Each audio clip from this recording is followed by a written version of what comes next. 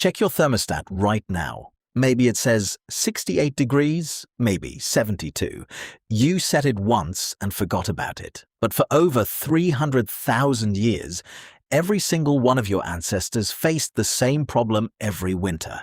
And they had no thermostat, no insulation, no walls, just their hands, animal bones, and a cold so brutal it would kill a modern human in hours.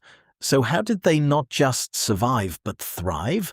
The answer is not what you think, and it will permanently change how you look at your own home.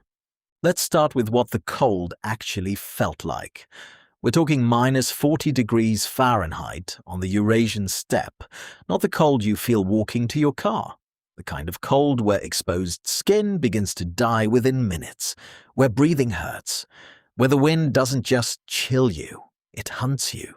A modern human dropped into an ice age winter without preparation would likely be dead before sunrise. The popular image is always the same. Shivering cave people hunched around a small fire, barely making it through the night. But archaeology tells a completely different story. A story of engineers. Here is the first thing archaeology got wrong about your ancestors. They mostly didn't live in caves. At Castro in Russia, dating back 800,000 years, researchers found circular depressions up to 8 feet deep and 12 feet across. These weren't natural formations. Tool marks in the soil prove they were deliberately excavated to those exact depths. Why? Because at 6 to 8 feet below the surface, the ground temperature stays 20 to 30 degrees warmer than the air above. Your ancestors didn't fight the cold. They went below it. But the real sophistication came later. At Dolní Věstonice in the Czech Republic, 26,000 years ago, archaeologists uncovered winter shelters with walls built from multiple layers, each one serving a precise thermal function. Innermost, animal hide, fur facing inward, trapping warm air against bodies. Outside that, dried grass and moss, wicking moisture away. Outermost, woven mats of reed and bark, wind-resistant but breathable enough to let moisture escape before it could freeze and destroy the structure from within. This wasn't primitive guesswork. This was deliberate layered thermal engineering. The exact same principle behind the insulation in your walls today. Modern construction uses vapor barriers, insulating foam, and weatherproofing. Your Ice Age ancestors used hide, moss, and bark. The materials were different, the physics were identical. Now here's where it gets extraordinary.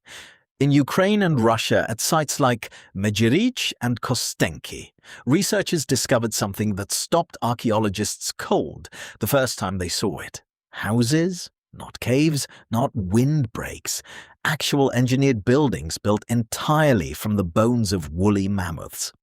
Picture this, mammoth skulls, each weighing over 200 pounds, used as foundation blocks, curved tusks arranged into dome-shaped frameworks, hundreds of smaller bones filling the gaps, providing structural support. The whole structure covered in layers of stitched mammoth hide, thick enough to block wind, shaped precisely enough to shed snow. That is not survival instinct, that is architecture. And experimental reconstructions of these houses have confirmed what the archaeology suggested. A properly built mammoth bone house could maintain interior temperatures 40 to 50 degrees warmer than the outside air, using only modest fires. Modern Arctic shelters with industrial insulation and electric heating often performed no better. Let that sink in. Stone Age builders using only bones, hide, and stone tools matched the thermal performance of modern Arctic engineering. But none of this worked without fire. And fire wasn't just warmth, it was the entire operating system of Ice Age winter life. The heating systems inside mammoth bone houses were sophisticated by any standard. A central hearth provided primary heat.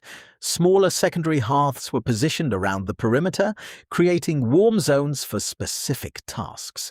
Food preparation here, tool making there, infants and elderly nearest to the warmest spots.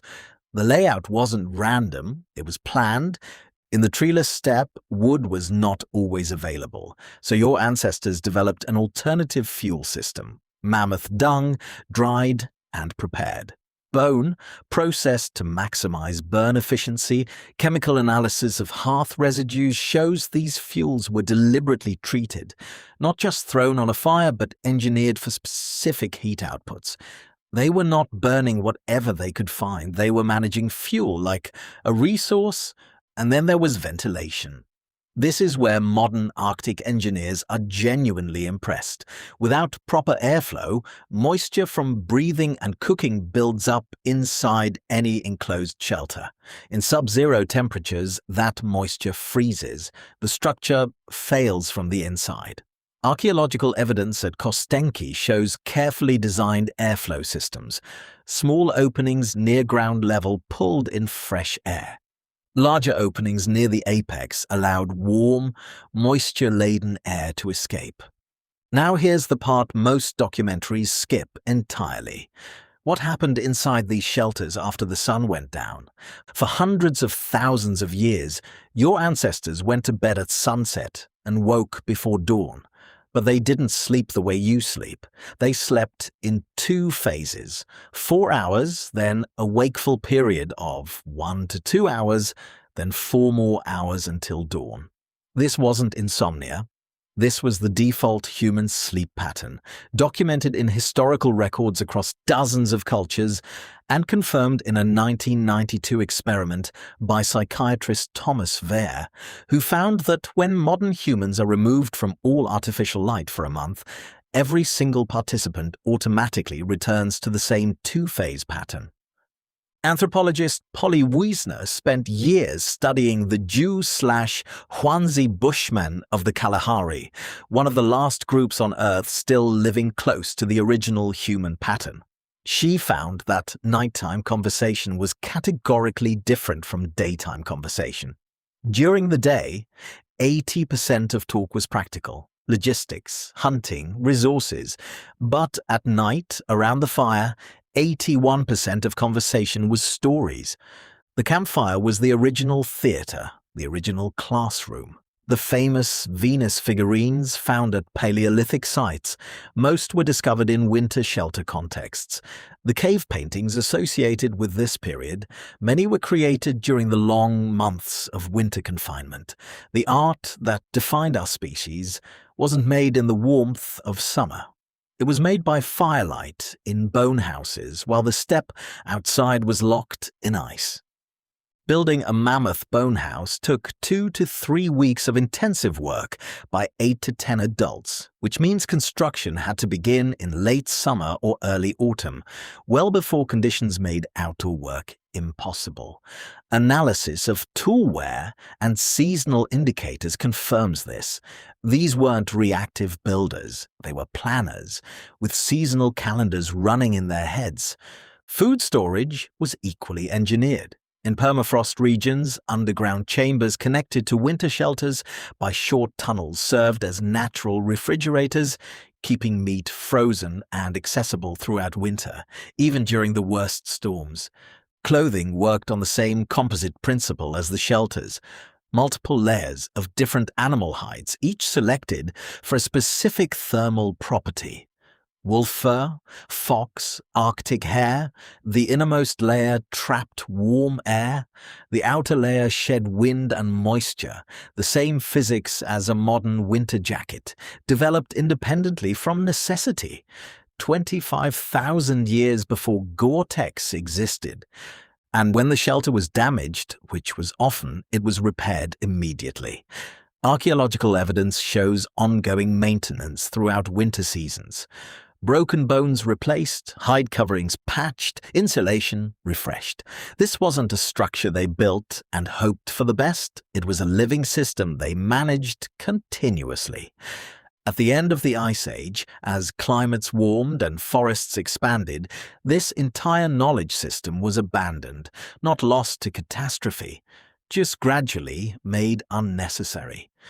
Modern Arctic engineers studying Paleolithic shelter remains have been genuinely surprised. Military Arctic training programs now teach shelter building methods derived from archaeological reconstructions of these 20,000-year-old designs.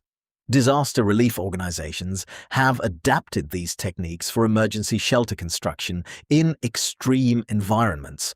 We lost the knowledge. Then we spent 100 years rediscovering it with modern science and found out our ancestors had already solved it perfectly with bones and stone tools. Go back to your thermostat. The number on it represents a temperature your ancestors would have considered miraculous. Not because they couldn't achieve warmth, they could and did in conditions far more extreme than anything you'll ever face. But because achieving it cost them everything. Every warm night required weeks of preparation, months of planning, continuous physical labor, and an engineering knowledge so precise that a single mistake could mean a family frozen before dawn. The stories you tell your children at night are the direct descendants of the myths told by firelight in bone houses on a frozen steppe. You didn't invent warmth. You inherited it from the most ingenious engineers who ever lived, who had nothing but cold, time, and the refusal to die.